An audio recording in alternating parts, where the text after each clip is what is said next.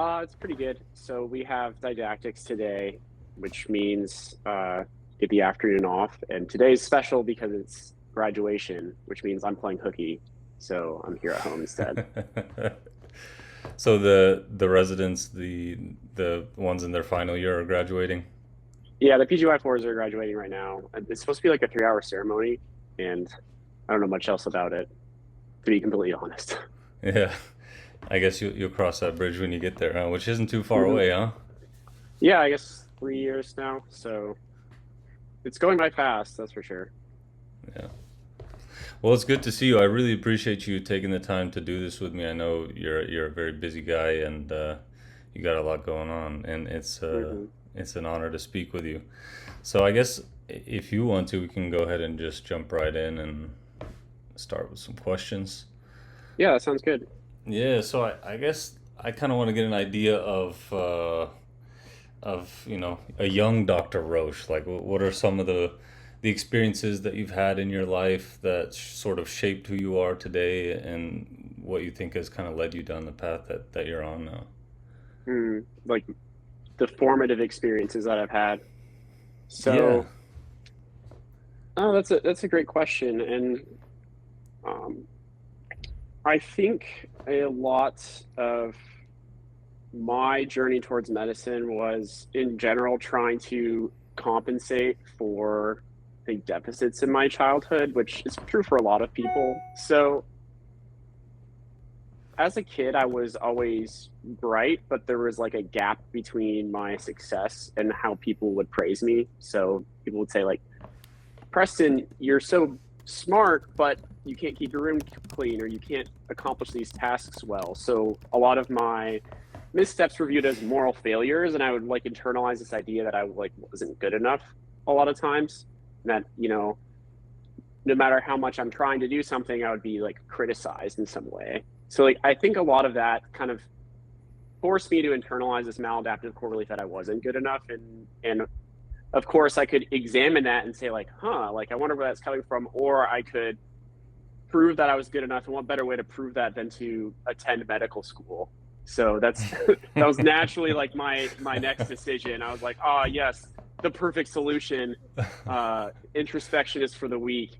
So I think like that's kind of a rooted formative experience, and then a lot of the other things around my childhood were like pretty positive, I think, in general. So I was a soccer player. My mom encouraged me to try all like different types of sports. And so my sense of belonging always came from whatever team I was on. It was almost like I was prescribed a friend group. And I remember being this nerdy kid. I really liked dragons, and I would read like Egyptology and dragonology, these old weird pop-up books.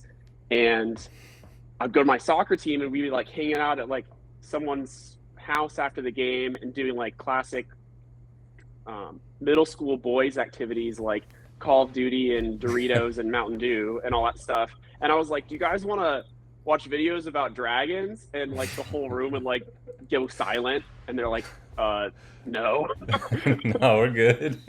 would ever do that? And I would be like, right, that would be lame as hell if we did that. So I guess for like the two big parts of me, I was like praised for being smart, but then chastised or for not having good output, and then also like I was good at soccer, so I fit in with the team, but also my interests didn't give me a sense of belonging. So I'd have these like weird things floating around in tension, and I think a lot of that I was like having trouble resolving it, but I knew I was always curious about it because I would have these thoughts, but I couldn't articulate them. So I think I felt like I had this desire to understand why people do the things they did. And I think that's kind of how I started to gravitate towards the medicine of the human mind, I guess. Is that Mm. so? I guess I kind of gave you two like small anecdotes. Hopefully, that's like a good idea of where young Preston came from. No, yeah, I think that's a great quick biography, and it's a very vague, sort of esoteric question. So I appreciate you giving a concise answer to that. It's very tangible. I guess so. I guess sort of on that tangent, it sounds like a young Preston, a young Dr. Roche was sort of interested in psychiatry or psychology. And I guess for me, the way that I sort of think about that is like somebody who is interested in the workings of the mind must be like, I think we all are to some degree, but somebody who's interested in understanding the mind to the level of being a psychiatrist must be interested in like philosophical and those sorts of questions. So would you say that you were sort of into philosophy as a young kid? Like, were you reading up on philosophy and thinking about existential questions in high school and stuff like that? Yeah, yeah, it's funny you should say that because I have on this bookshelf behind me, Nicomachean Ethics. I have all of Aristotle's books. I have The Republic. I have a lot of Dostoevsky. I don't know how I keep coming back to the Russians. I think I Yeah. just like the way they approach hard questions. I was always very interested in that stuff, and actually, I was a biochem major in college, and I took Philosophy 101, and I had this gap that I perceived in my training where I was said, like, I want to be a hard science major. I love working in the lab. I want to study these proteins because I saw them as like the building blocks of life, and by extension, essentially they're the Legos of the soul. If I can assemble these atoms in a certain way and allow them to spontaneously react, you can construct consciousness, which to me seemed like the most beautiful question you could try to answer. And so I was mostly fascinated by that. But then at the same time, I didn't want to just be in the lab. Because I'm trying to both gain more information about these hard questions, but I also wanted the tools to answer them. So I joined a philosophy book club at this political science professor's house, and every Wednesday we would like read through chapters of Plato or Aristotle or something else. It was a fun time. His wife would make like coffee cakes, and there was like six of us that would go, and so it was like every Wednesday we'd look forward to just going and like talking about the Republic and like what is justice and what is the ultimate good of like pursuing things. And it gave me a lot of pause because there were sections of the book that would liken being a doctor to a human mechanic who saw the human body as a means that they're just repairing, but you're enabling someone to live an unexamined life. And I was like, how? I kind of agreed with that, especially as I got into medicine, because there were times on the internal medicine ward or the general surgery ward where I felt like I was functioning as a mechanic to enable someone to continue living a life that didn't give them meaning. And that was really hard for me to handle. So I think that was like the aspect of philosophy that I was interested in also ended up pushing me in that direction. So it kind of came at it from both directions. Okay. And I guess maybe this might turn into more of like a philosophical discussion, but just out of my curiosity, I think a lot of people nowadays, before the whole Cartesian dualism thing, mind and body are separate. But like with the advent of all these psychotropic medications and like different even like transcranial magnetic stimulation and things like that, where you're modulating these physical aspects of the body and thereby producing like noticeable changes in behavior or the behavior of the patient or of the individual that's undergoing these Mm-hmm. therapies. Would you say Mm-hmm. that like we're more and more moving towards like this brave new world where we're going to be understanding like with connectomics and all this stuff, where we're having these supercomputers that potentially might be able to like map out every connection in the brain? Do you think, are you like a reductivist or a physicalist? I don't know if that's the right term, where you think that Mm-hmm. ultimately the things that we see as coming from the mind are really just happening from like neuronal firing, Yeah. neurochemistry and electricity? Or So this is a really complicated and nuanced question, and I think you formulated it well. I would say that I'm a reductivist in the sense that I don't believe there is the interposition of some deity or soul, like other dimensional ectoplasm that's sitting on top of your brain. And also, I do not think we will be able to unlock the software so to speak, that makes a person, I guess. Mm. And I guess in the same way, we can't predict human behavior. I think that's how I'll put it. So Mm. we have a lot of models that already study the mind just from outside of it. We study human behavior, but humans act so irrationally and so unpredictably that we can predict how crowds act, but we can never predict how a single person acts. And I think that we may get to a similar place with neurology. And how I guess conceptualize someone's personality is they have the ego or the self here, and that self is built of who do you identify with, or like where does your sense of belonging come from, where do your values come from, or your sense of morality, and then what is your purpose. So I'm not bringing any new concepts. I'm just reorganizing like the Freudian subconscious here and a little bit of Maslow's hierarchy of needs. So that is defined by our experiences. And then in the middle, we've got our temperament. So all of our natural inclination for our emotions, what amount of like curiosity, distress tolerance you have, your resiliency, how likely you are to be energetic, all that stuff in your temperament are like biological dials outside of your control, just like how your muscles are a certain way. And then the third over here, I guess I'm it's a metaphorical column, but I'm moving it sideways, is your behavior, or by extension, your decisions that you're making. So you put all together your concept of self, your temperament, and the decisions you make. All three are very interacted, and we can already affect some of them, because I can give you a drug that affects your temperament right in the middle. I can quite literally remove some of that distress, or I can give you energy. I can give you a stimulant that helps you retain focus more. I can give you experiences that shape your identity, but I can't program them, I guess. And I can try to influence your decision making over here in behavior, but at the end of the day, that judgment is yours and yours alone. We all have private experiences of our own lives, and we have to make our own decisions. So to answer the question, like, is this all deterministic? I think that it's chaotic, and if we were omniscient beings, it's predictable. And also, I think we'll be able to turn some knobs. We'll be able to adjust temperament, probably with more precision in the future. We may be able to influence people's decision-making, but I don't know if we'll ever be able to run a program and download someone's sense of belonging into them. I think that will always have to be formed by your experiences. Just like how I can go up to a computer and just open Java and like raw dog zeros and ones into a big virus to cause something else to happen. I don't know enough about computer programming to make this analogy work, but usually it has to be dependent on other factors built into the computer. So I guess that's at least how I justify I think, conflicting ideas between presuming a like reductionary human mind and also wrestling with the concept of free will and our ability to control it.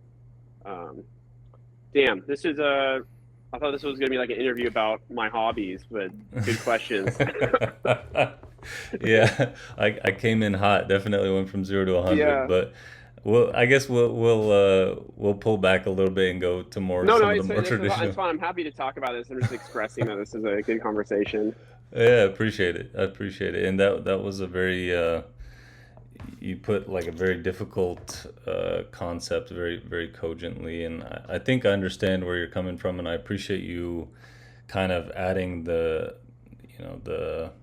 I guess like a medical way of thinking about it, in terms of like you can have these agents that are acting on certain parts of like this model of what a human is, what a person is, which I Yeah. think is somewhat different than like formulations that you might find in philosophical texts and stuff, where it's more sort of theoretical and you're coming at it from a pragmatic approach. So I appreciate that, but I guess to I guess kind of pull back, and maybe we'll go kind of chronologically. You talked a little bit about what your formative experiences were leading up to you pursuing a career in medicine. Talk to me a little bit about medical school And maybe this might be targeted to more of an audience who, medical students or people who are about to go into medicine. How did you enjoy medical school? What are some of the highlights you thought? What are some of the criticisms you have of like American medical education, if any? And I think you talked about sort of in one of your YouTube videos about how you ended up pursuing psychiatry, and you want to, we have to live in our skull-sized kingdoms, as David Foster Wallace put it. Hmm. And you wanted to help fine-tune the things that make life worth living for people, instead of treating just purely like their gut or whatever. So talk to me a little bit more about that, if you can expound on that and what your experience was like in your 4 years of Hmm. medical school. Yeah, of course. So in my first 2 years of med school were actually, the first year was great. I went to the Air Force Academy, which is a bit of a carceral institution towards its cadets. We literally had a gate, and I had a bedtime at 22, so had to be in my dorm like with the door closed at a certain time, and I had like one pass a semester. So Mm. the whole concept of having my apartment and all the free time in the world and all I had to do was study was incredible to me. So I had a ton of fun. I would just treat school like a 9 to 5, and then like explore getting to cook meals on my own. I think I just like had this almost boyish delight the first month or the first semester. And like the classes were hard, but they weren't like, I don't know. I thought they were fine, honestly. I wasn't like too overwhelmed by it. And then COVID hit, and that was pretty hard for me. I think I'm an extroverted person, and I derive a lot of energy from being around other people. So then when I was isolated, a lot of my study habits started to slip, and I kind of like struggled like we all did in COVID. So while everyone kind of has their story of where they were during the start of the pandemic, and mine was basically finishing up didactics and doing dedicated. So I kind of blanked out during that whole phase, where I'm just like sat in front of my laptop and hit space bar. And then once clinicals started, I really had to think about what I wanted to do with my life. I think, calling back to what I discussed earlier, my motivation for going to med school was subconsciously to relieve these feelings of inadequacy. So I hadn't really put a lot of thought into what type of doctor I wanted to be. And now that I was here, I could contemplate on like what I thought was fun or what gave me meaning. And I think, struggled a lot with feeling like I wanted to be good or prestigious. So I really only selected specialties that I felt garnered I don't know if it was admiration or envy of others. And so ENT was one of those because it dealt with communication. And I had this idea that communication is the most human activity you have, because I cared so much about the concept of living inside your mind and sharing those thoughts with other people. And like, what are words but a bridge between two souls? I was like, oh God, so beautiful. So therefore, I'm going to be a neck surgeon. I'm gonna like treat the larynx.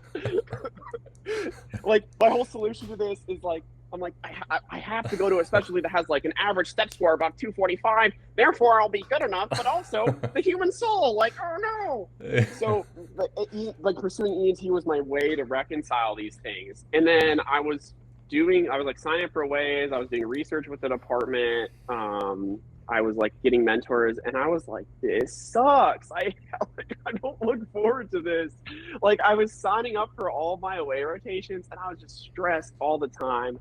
I remember I got like a pass on my peds block because I had some bad evals on like one of the end rotations, and I like emailed the program director compulsively. I was like, you have to change these evals. And I was like, I hated who I was, but I felt like if I don't get honors in this rotation, like I will die. Like then I will be alone forever. I'll be like a useless person. And I could feel a lot of that stuff driving me. And then I kind of had this breaking point where I just thought like, this isn't fun for me. I'm dreading every second of this. And I'm honestly glad that in a sense I wasn't good enough to handle all that in an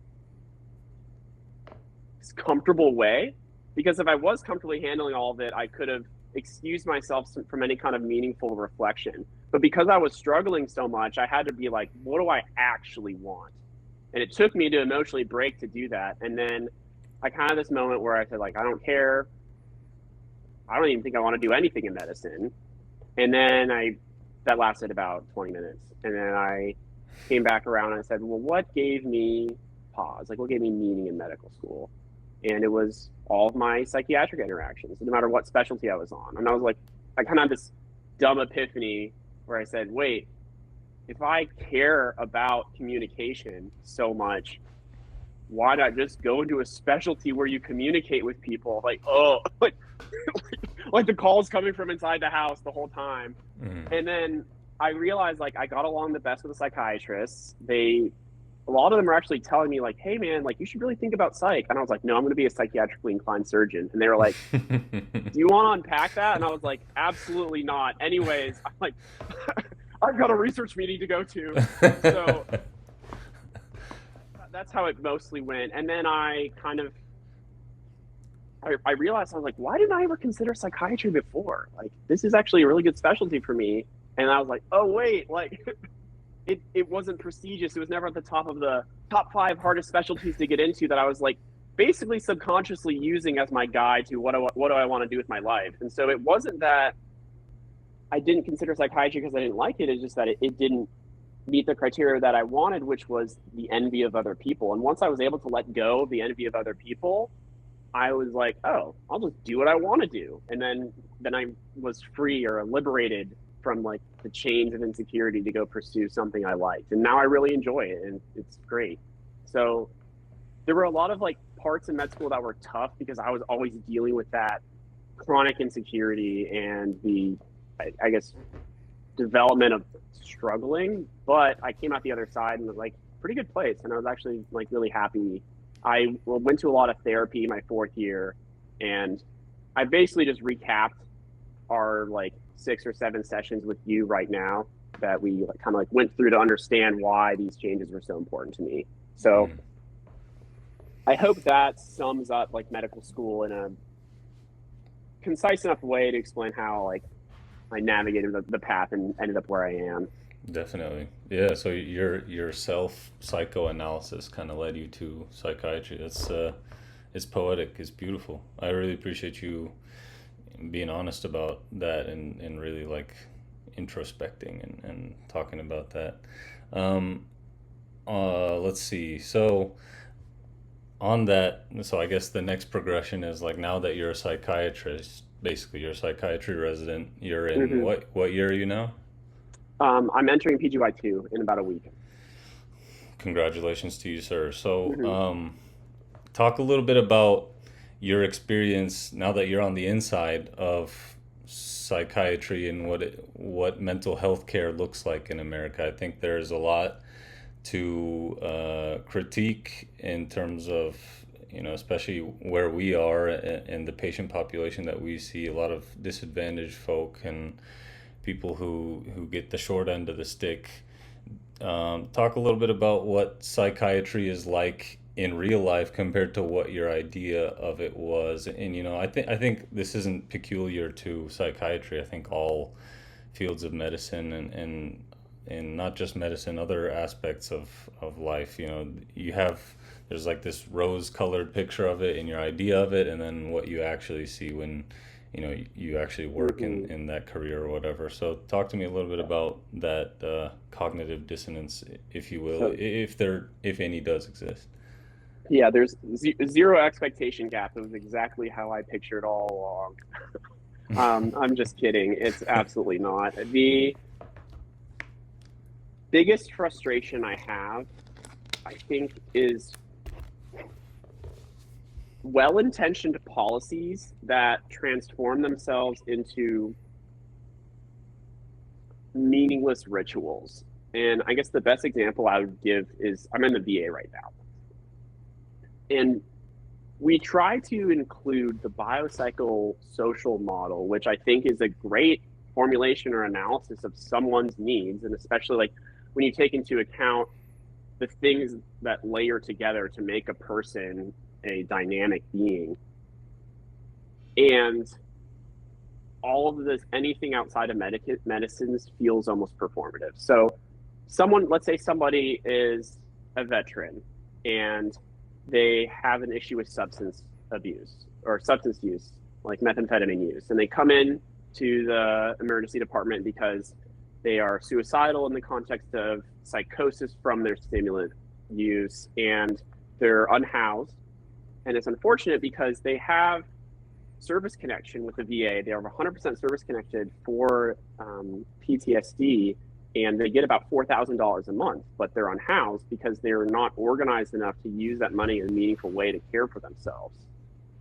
And the VA tried to get them a fiduciary, which is basically a court-appointed financial guardian that will distribute your funds for you and hopefully get you an apartment and groceries and things like that. But the fiduciary just gets their elbow bent by the patient, who and then just gives them their money and has turned themselves into a revolving door that doesn't actually help the patient in any way.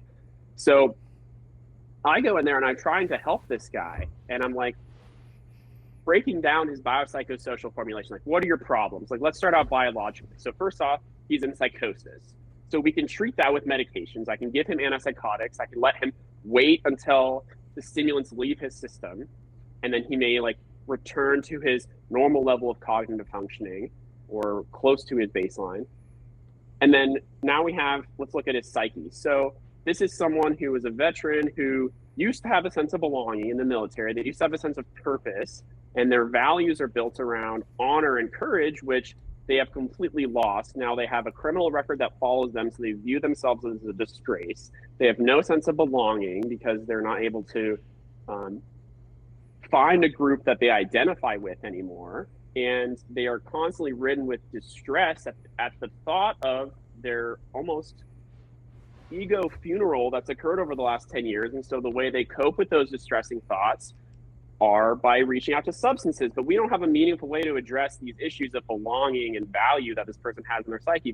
They aren't, it's something they're not willing to engage with therapy. They don't have any repertoire of coping outside of a substance they can purchase, because those are hard things to acquire. And then on the social end, they were just throwing $4,000 a month at them. And a lot of times they'll come into the unit because they don't have a place to stay, and they understand that if they show up and they're either in psychosis or they're suicidal, they will have food, water, and shelter. So the VA is doing all these things, and then you go in with a social worker, and the social worker says, oh, we need to include their social formulation. And she pulls out a clipboard and says, what are your strengths? And the guy is like, what? And he's like, I guess I'm good at Excel. And she's like, oh, nice.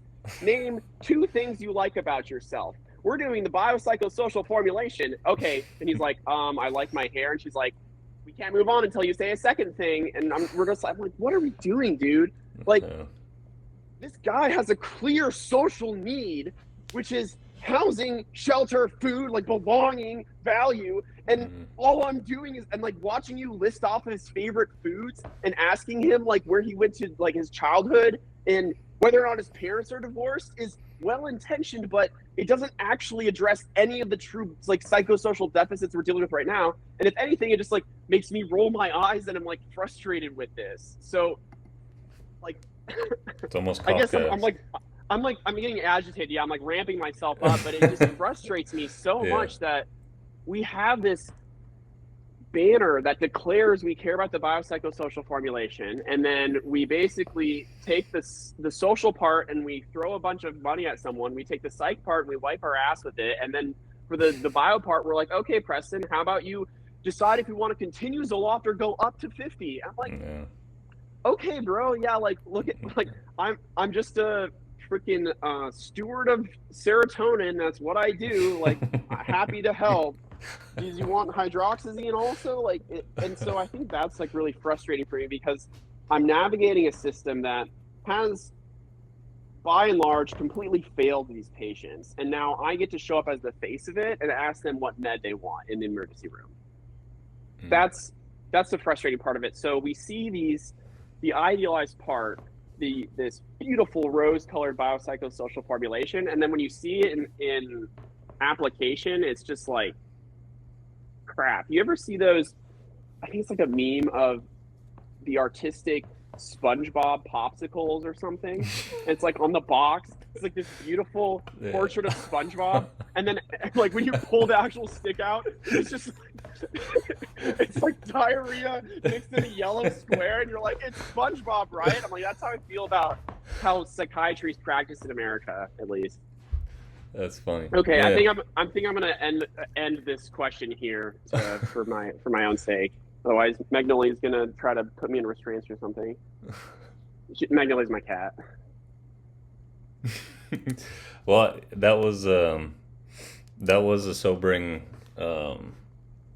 insight into it for sure. I think, especially with mental health care and substance abuse and those sorts of things, it kind of feels like a vicious cycle. And I commend you for the work that you're doing to try to end that vicious cycle and help people get the help that they need and live happier lives.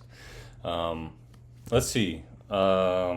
I hate to kind of just jump around from topic to topic. There's just so much to talk about with you, and I don't want to linger too much on one thing, so we can kind of try to cover as much as possible. I would be remiss if we didn't talk about the social media side of things, obviously because of your presence on social media. So I kind of want to talk. I remember when we were getting oriented to medical school, like before we started MS Zeros or whatever, one of the first talks that they had during our orientation was about the potential pitfalls of like being a social media, a medfluencer or whatever you call them. I guess if you can talk a little bit about how you feel social media has helped you sort of achieve the goal that you set out to do in pursuing psychiatry, and if you feel like you have to kind of like walk on eggshells with the stuff that you're doing. Obviously, like HIPAA stuff, that's it. Everybody knows about that, but do you feel like you have to procure a sort of image when you're making these social media videos, or is it just kind of like you're letting your creative juices flow and you kind of just do whatever you feel is right? Um, so I think to answer your question, I need to go back to why I started social media. And I think if you asked 10 different influencers, medfluencers specifically, you'll probably get 3 different answers. And so some people will say they wanted to educate, they wanted to fill in gaps of misinformation. Some people say they wanted to inspire or like show things of like what their life looks like from the inside. And some people may, I don't know, say they will hope to entertain. I think those are like the 3 reasons why people do social media in general. I landed on some of those objectives secondarily because I was using it mostly just as an outlet for myself, if that makes sense. So I never sat down and was like, what's my goal with social media? I started my account at 12:11 in the morning because I was laying in bed and I was like, you've already submitted ERAS. What do you want to do for the next 9 months? And I said, it could be fun to start a social media account. And then I said, but what if your med school finds out? And then my other subconscious was like, you'll just post lifting videos, so no one's going to find out. And I was like, the perfect solution. So then I was like, what should I call myself? Well, Preston's my first name. Roche is my last name. Okay, Prez Rowe. That kind of works, I guess. I don't know. I'll just start posting some lifting content. So that was it. I was like, this can be like my hobby. And then I was always had a little bit of a, I don't know, proclivity for acting, I guess. I just found it fun. And I wanted to do, like, one day I had like the inspiration to, I think, almost like parody or mock some stuff in med school. And this was after I matched in the military. So I was like, what's the worst that could happen? You know, my friends will find it funny, and like, who knows from here? And then it got some traction, and I think like 10 or 20,000 views. And some people were like, I identify with this, haha. And then I had another idea, and then I had another idea, and then another idea. And then each idea I had that I wanted to parody, and this is going back to my POV You're in Med School series back in January of that first year. it was almost like I could take a shitty experience I had in med school and I could recreate it like a journal entry and let people commiserate with me. So it was like a weird type of therapy, which I guess all art is expression at the end of the day, but I was like trying to take my experiences and turn them into comedy. So you'll see at the beginning, a lot of my skits are kind of dark. A lot of you're in a stressed out med school, getting yelled at by a surgeon and things. And I was just dressing up as my bullies and letting the internet roast them. And I was like, this is awesome. You know, I wasn't even considering that, like, I am providing for people. I'm like, this is for me. Like, I'm getting something out. Like I'm treating the internet like it's my personal diary. And that wasn't wise, to be honest, because I was just having fun and I wasn't thinking. And I paid the consequences for that when so an ortho program director wrote to my school that they felt my videos were unprofessional and that I was depicting orthopedic surgery in a bad way. And it was this huge, it's a controversy. I had to meet with the lady who does social media, and I was like, okay, like, I think I know why I made them look bad, because I think I'd taken the video down, but I should repost it at some point. There's like some lines in there, like it's like the opening line is like the surgeon's like sitting there like trying to act as nonchalant as possible, and then he like gets a page and he looks at it and he just goes, Jesus fucking Christ, Tylenol. and then like you can see me like visibly frustrated, and then I pull up the phone, I lock it, I'm like, yo, this is Preston. And like, just, I wanted to capture the nuance of like how surgeons are. They did not like that. Some of them thought it was hilarious, but the program director didn't like that. And then a couple of weeks later, I did the same thing with her general surgery, and I really messed up there because I actually had a positive intent. I wanted to show the general surgeon. I was like, yes, I can show the general surgeon as a villain at the beginning, but then they'll have a redemption arc. That did not come across. The redemption arc portion of it didn't make it through to everyone that observed the video. So I ended up back in the office, this time with a professionalism committee to review my work. And I wrote a whole essay explaining, like, this is actually like somewhat well-intended. And they're like, okay, but you have to have consequences for your actions. Like, you know, and I was really worried about getting in trouble, and they were, you know, talking about postponing graduation and things like that. So I actually was like really afraid that my social media had like screwed me over at that point. And I'm not too external. I had screwed me over through my social media. Social media didn't do anything to me. So then I stopped posting for like 3 months, and I kind of just turned into a recluse. And I remember saying to Lindsay, who's my partner, I was like, I thought this was a fun outlet for me, but actually I think I regret doing it. I think I messed up because it's bringing me so much stress now. I'm worried about this. And then I had all these people messaging me like, hey, where are your skits? Who's like, I couldn't find it, but I thought this was funny. Like, where are you going? Why aren't you posting anymore? And now I felt like I was disappointing all these people who I initially just kind of viewed as an audience that I was having fun with. And now it was like we had this contract and I wasn't fulfilling it for them anymore. So I felt this weird guilt about not posting for my audience that I guess I acquired by accident. So now I have this tension, like social media gets me in trouble, but also people are telling me that they get something really meaningful out of this. And I'm starting to get a lot of like these DMs of people saying, hey, your skit about being in a nightmare OR made me feel more seen than I ever had in all of med school. And I really appreciate that. Like, thank you for opening up like the real world of medicine. And I was getting like messages like that from attendings, from PAs, from nurses, pre-meds, med students. And so it was outside of just, you know, good work, clown boy, we want some more. Like, people were telling me, hey, you've brought real meaning to me, and you have validated me in a way that other people can't. And social media did that for me. And I was like, wow, this is powerful. People are resonating with this. And then all of a sudden, my drive to do social media wasn't to appease an audience, or wasn't an outlet for myself or my own tribulations. It was a chance to do something that I thought was good. And at that point I pivoted. I stopped making as many skits because the skits felt got me in trouble. And the best skits I did were in the hospital anyways, and I didn't want to film in the hospital anymore. So I just kind of started talking. I started talking about my life. I started talking about topics I found interesting.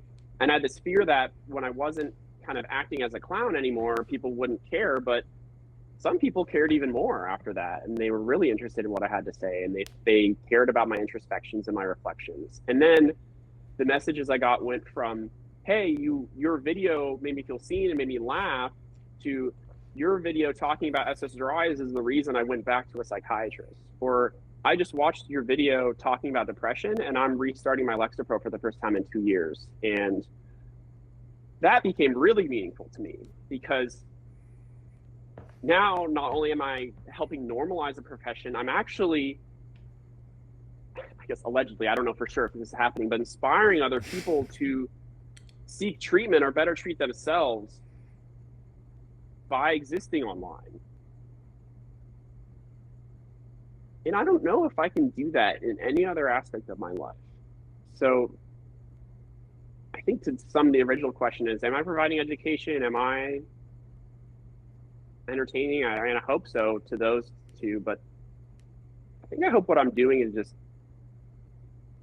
being a physician in the best way I can, in the sense of I'm treating people, not prescribing medicines in a sense, but by displaying myself in a vulnerable way that can help them help themselves. That's healing. So that's I think why I continue to do social media and why it still is meaningful to me, because I see what is a palpable response. So I think that's probably the best way I can sum it up.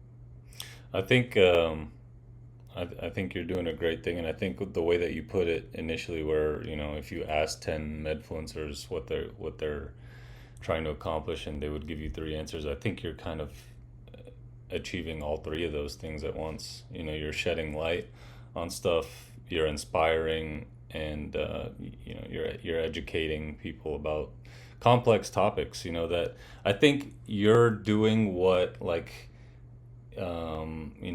Cleveland Clinic and whatever websites like that, which are kind of public facing and trying to educate patients in a accessible manner about their illness.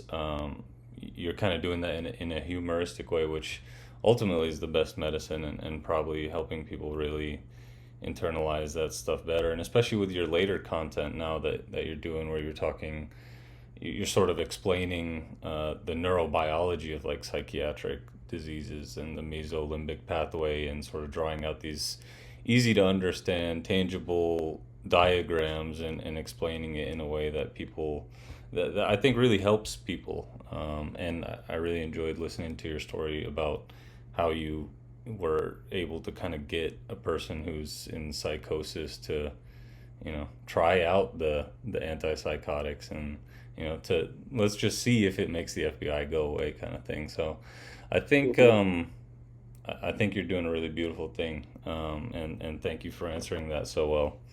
And I guess we can maybe pivot here to the end a little bit about your new endeavors. And you recently posted a video about how you're going to be starting a podcast, and if you want to talk about that a little bit. And you already kind of talked about what your hope is with that, but if you have any other updates or anything like that, feel free to share.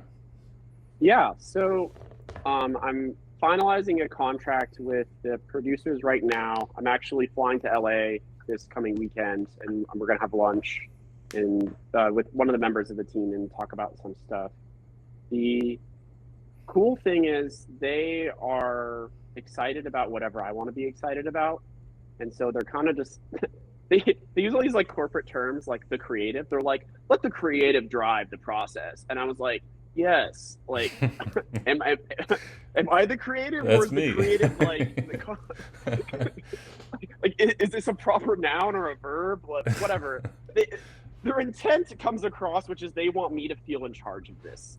And so I kind of just said hey, I want to talk about these topics. And they said, okay, send us your schedule. And I did. And then they basically said, we're going to try to let's do 10 episodes or 12 episodes with these mini story arcs. And we'll kind of find people that you can talk to and let you kind of drive the story. And so from the storytelling and producer part, they care a lot about making something that is going to entice people and hook people in a way.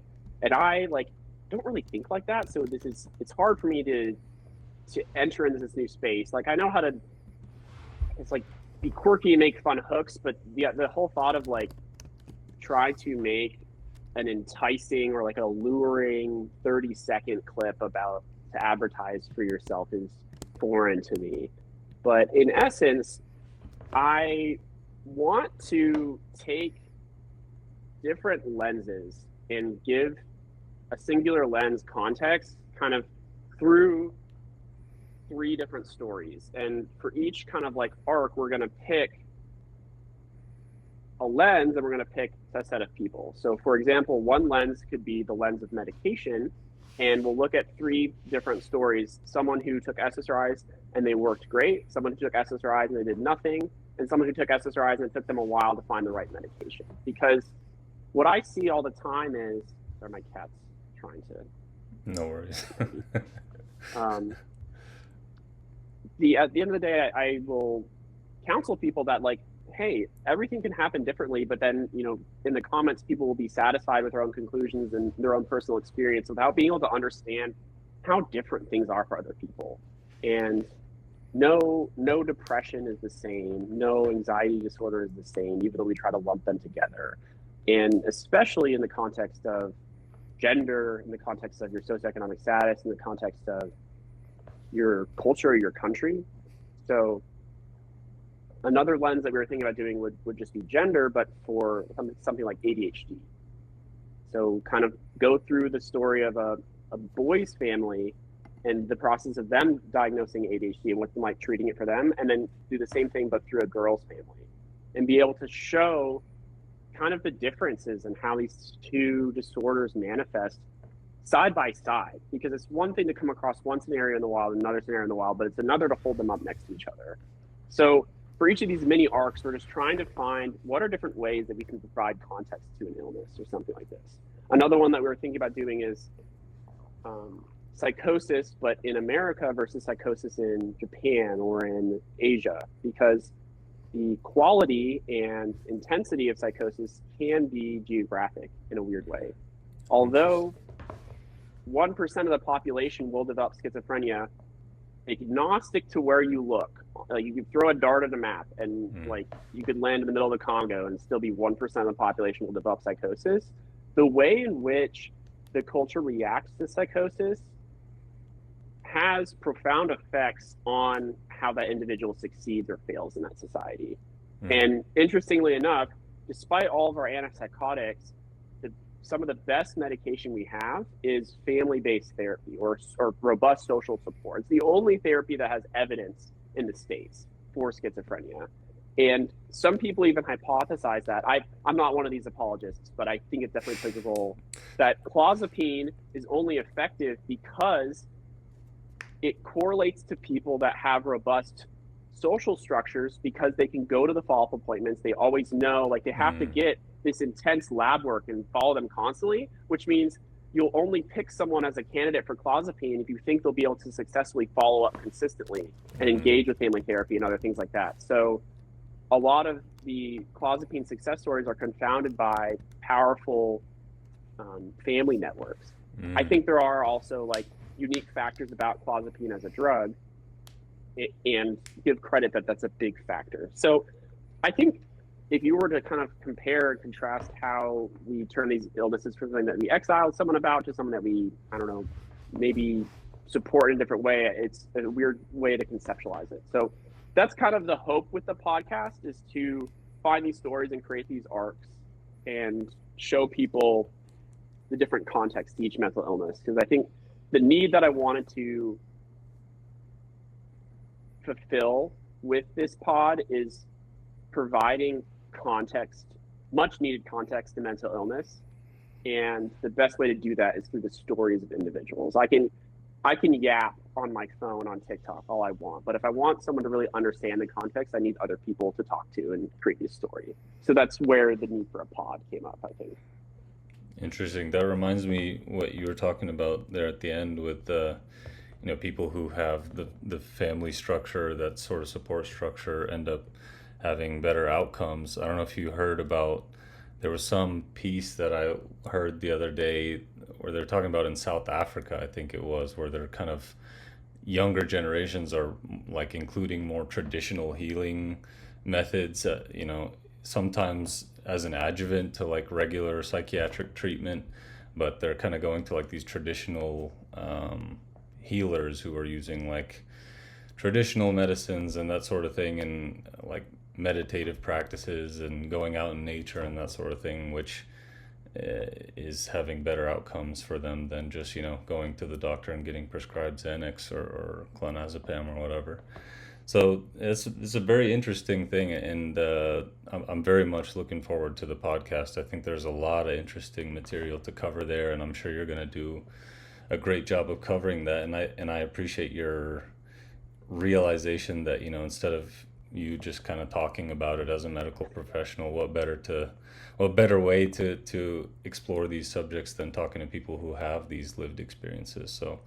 So kudos Yeah. to you, Dr. Roche. Thanks. I do love talking, but I think for this, I wanted to serve as the audience's eyes and ears rather than the preacher, because Mm. I can preach anytime I want. So I'm excited, and I interview for a living, anyways. So I hope that this will be kind of a Yeah. natural role for me, but Yeah. we'll see. I just have to not go into therapist or provider mode. All right, Dr. Roche. So, as a final note here, if you want to leave the audience off with one piece of advice, one quote, however you want to sign off here, please do so. Okay, yeah. So one thing I say to all my med students is that life is way too important to be serious all the time. I approach just about everything with an air of levity, and I found whether you're in the burn ICU or the psych ward or the outpatient clinic, it makes just about everything better.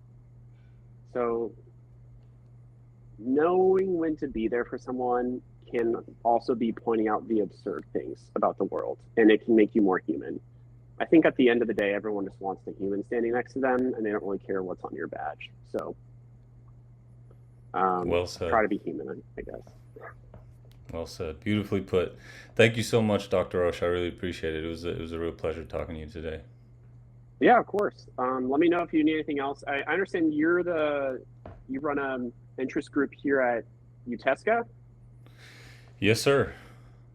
You're talking about like what this interview is for? Yeah. Sorry, I'm a little bit like I think in the dark due to my own Okay. lack of follow through. No, sorry about that. I should have maybe at the beginning I should have said a little bit more about that. Yeah, so this is it's most of us are UTESCA students, but there are some people from UTSA. It's a group called the San Antonio People Project, and the hope is to sort of bring to light the stories of people in healthcare, not necessarily just doctors or nurses or physician assistants, but anybody who is sort of in that space, and kind of tell their stories, show what's behind the white coat or the scrub or the The suit. Patagonia vest, yeah. Yeah, exactly. And so traditionally, the way we've done it is sort of like having these interviews either in person or on phone or whatever, and then kind of transcribing it and then posting it as sort of like a blog post. But I've done a few of these now where I've kind of done like a Google Meets thing, just because I don't have, I'm not quite like you. I'm not a medfluencer, so I don't have the fancy camera setup and the microphones and stuff.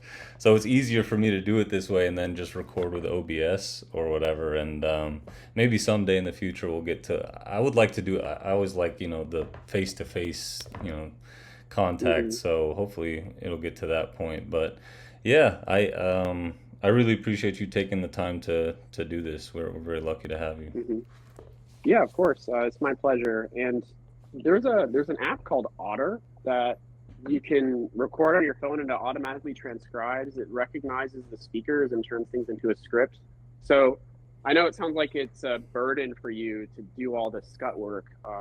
I guess I'm optimistic that you can find a lot of good uses for AI to push through all that stuff very fast now.